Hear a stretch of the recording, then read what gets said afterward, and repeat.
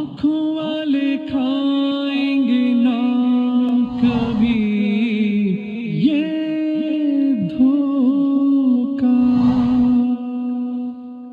آپ جیسا کوئی۔ تو ہمارے سارے پکوڑے والوں کو شوق چڑھا ہوا رمضان آئے پکوڑے وکن گے، سموسے والے آندے پہن رمضان آوے سموسے وکن گے، جتیاں والے آندے پہن عید آوے جتیاں وکن گیاں۔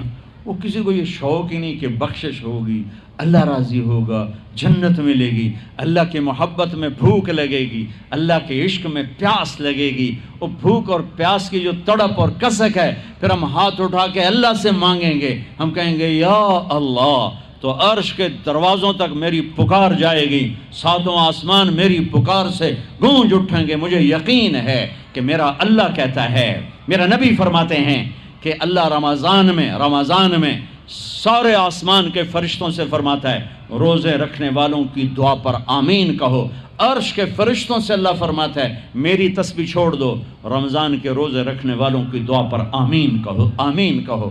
عرش فرش میں گونج اٹھتی ہیں میری دعائیں، میری صدائیں، میرے نوحے، میرے گریے ہلا دیتے ہیں۔ اگر بھوک پیاس میں مزے آ رہے ہوں کہ واہ یا اللہ تو نے کہا تھا نا، دیکھ میں بھوک سے بیٹھا ہوں۔ اس لیے افطار کے وقت دعا کیوں قبول ہے؟ افطار کے وقت کھانا سامنے ہے، پانی سامنے ہے، اور آواز کان لگے ہوئے ہیں سائرن کی آواز پر، تو اللہ کہتا ہے یہ فرشتہ، یہ میرے بندے، کھانا بھی سامنے ہے، پانی بھی سامنے، یہ کیوں نہیں کھا رہے، یہ کیوں نہیں پی رہے؟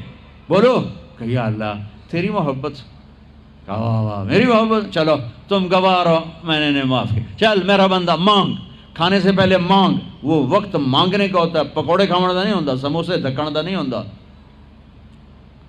سموسے، پکوڑے، کچوریاں، 7 اپ، جام شیری، روح افزا، 500 چیزاں تو اندر پا لیندے ہو، سارے روزے دی تباہی پھیر کے رکھ دیتے۔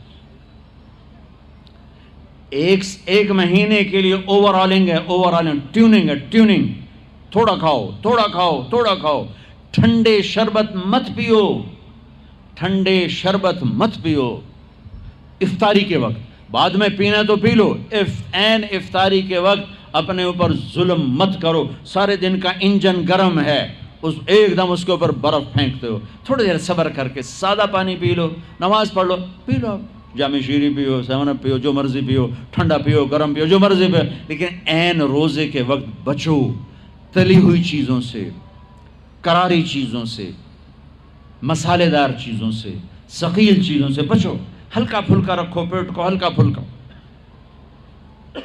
تاکہ روزے کا مقصد حاصل ہو کہ جسم پاک ہو، غلاظتوں سے، گندگیوں سے پاک ہو، صاف ہو۔ ہاں، اور اپنے دل کو بھی صاف۔ رمضان میں سب کی بخشش ہو جاتی، سب کی، 4 نہیں بخشے جاتے، 4 آدمی نہیں بخشے جاتے، 4 قسم کے مرد عورت، سب کی بخشش ہو جاتی، سب کی، 4۔ اللہ تعالی ہماری حفاظت فرما لے۔ کسی بھائی میں یہ عیب ہے، ابھی سن کے توبہ کر لینا، شراب پینے والا، مستقل شراب پینے والا، رمضان میں بخشش نہیں، ماں باپ کا نافرمان، ماں باپ کا نافرمان، بخشش نہیں۔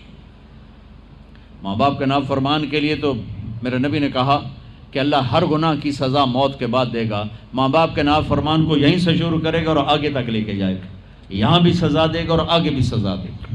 صرف ایک گناہ دنیا میں ایسا ہے، کفر شرک کی سزا بھی موت کے بعد، زنا شراب جوے کی سزا سود کی موت کے بعد ہے۔ ایک گناہ ماں باپ کی دل آزاری، دل دکھانا، اللہ یہاں سے یہ سزا شروع کرتا ہے اور آخر تک پہ چلاتا ہے اس کو۔ میرے نبی سے پوچھا گیا یا رسول اللہ قیامت کب آئے گی؟ آپ نے کہا اللہ کو پتہ ہے۔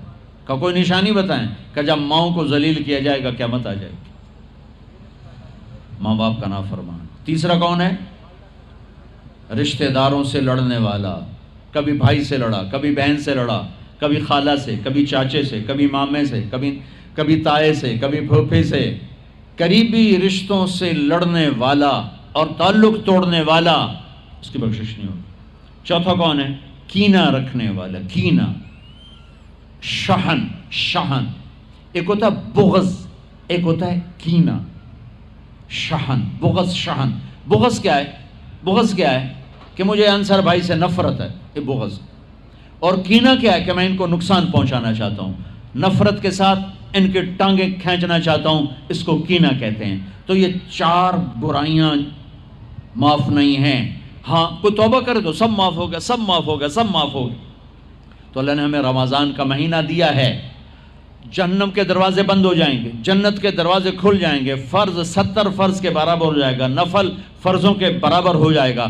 تراویح کے ہر سجدے پر 1500 نیکی لکھی جائے گی، ہر سجدے پر 1500 نیکی لکھی جائے گی. 20 رکعت 40 سجدے 60,000 روزانہ. یہ تمہارے کلب ایدا پٹھا جا نہ ہے کی نہ ہے میں نے حالی تھی نہیں سر لگی یہ تھی آدھے کی ہو، چلو جڑا بھی نہ ہے ٹھیک. یہ بہت بڑا کلب مجھے نظر آیا. یہ یہاں باہر ایک چھوٹا سا پرچہ لگا دیں کہ جو یہاں آ کے تراویح پڑھے گا ہر سجدے پر اس کو 150 روپیہ دے، 150 چھوڑو 15 روپے دیے جائیں. ہر سجدے پہ 15 روپے دیے. ایتھے ویکھا جی لڑائیاں کیویں ہوندیاں. اے سارے پوترے دادیاں نو چاہتے لے آون گے، دوترے نانیاں نو چاہتے، نانی ٹر اج تراویح تینوں پڑھاون. دادے نانیاں نو پوچھدا کوئی نہیں، انہاں دی عید ہو جاونی. تسی ایتھے اعلان کر کے لکھ دیو بھئی جڑا ایتھے آوے گا نا انہوں اسی فی سجدہ 15 روپے دیواں گے. ایتھے پھر چھوٹے ویکھے جے کیویں چل دے. او میرے نبی، او میرے نبی، او میرے محبوب، او میرے پیارے اور میرے اللہ کے پیارے دلارے راج دلارے، وہ کہہ رہے ہیں او میری امت 1 گھنٹہ لگا لو، 1 گھنٹہ 40 سجدے، ہر سجدے پہ 1500 نیکی، 60,000 نیکیاں. اور ہر سجدے پر جنت میں ایک سرخ یاقوت کا محل، اور ہر سجدے پر جنت میں ایک درخت جس کے نیچے 100 سال گھوڑا دوڑ سکتا ہے. اتنے تھوڑے وقت میں اتنی کمائی. اب 8 تراویح پڑھ کے آدھی مسجد خالی جا رہے. کتھے جا رہے ہو؟ کی کرن جا رہے ہو؟ کوئی کام نہیں. 8 پڑھ کے جوتا اٹھا کے جا رہے ہیں. اے بھائی پڑھ دو، سال کے بعد آیا ہے موقع اللہ سے لینے کا، اور ہر سجدے پر یہ کچھ اللہ دے رہا ہے. اور پھر جب آخری رات ہوتی تو اللہ فرماتے ہیں میرے فرشتوں، میرے بندوں کی رات کی تراویح اور دن کا روزہ، اس کے بدلے میں نے ان کے پچھلے سارے گناہ معاف کر دیے.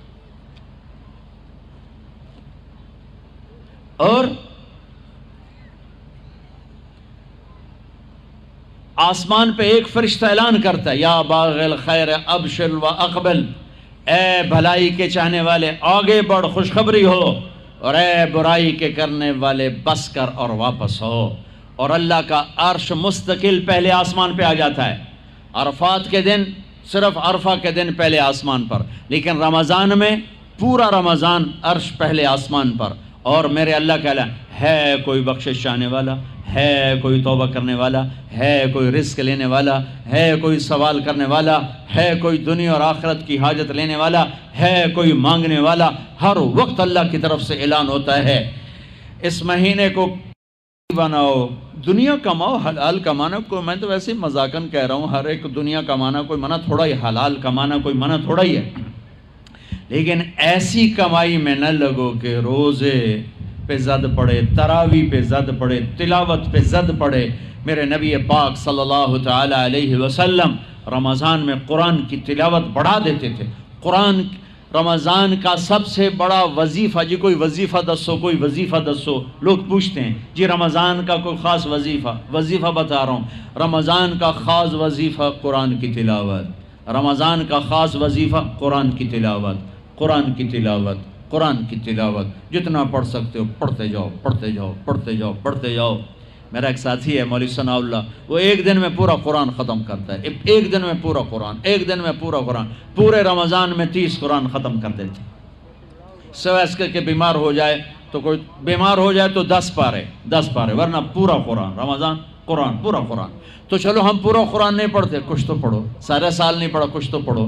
رمضان کا وظیفہ قرآن کی تلاوت، رمضان کی تسبیح قرآن کی تلاوت. رمضان کی خدمت، روزے افطار کرواؤ، سحری کھلاؤ، افطاری کراؤ، غریبوں کو مدد کرو، زکوٰۃ دو، اپنے مزدوروں سے کام تھوڑا لو، گھر کے نوکروں سے کام تھوڑا لو۔ اور رمضان کی سب سے بڑی بات، آپس میں بغض سے دل صاف کرو۔ لڑے ہوئے ہو، رمضان آنے سے پہلے جیسے لوگ حج پر جانے سے پہلے نہیں فون کرتے ہیں، صلح کرتے ہیں، اتنا ہی ضروری ہے رمضان سے پہلے میں دل صاف کر لوں، میں معاف کر دوں، میں معافی مانگ لوں، زیادتی کی ہے تو معافی مانگ لوں، کوئی معافی مانگنے آیا تو معاف کر دوں، میرا دل صاف ہو، کسی سے بغض نہ ہو، کسی سے کینہ نہ ہو، کسی کا حسد نہ ہو، کسی سے رنجش نہ ہو، دل صاف کرو۔ صاف دل اللہ کا عرش بن جاتا ہے، اللہ کا عرش بن جاتا ہے، اللہ کا عرش بن جاتا ہے۔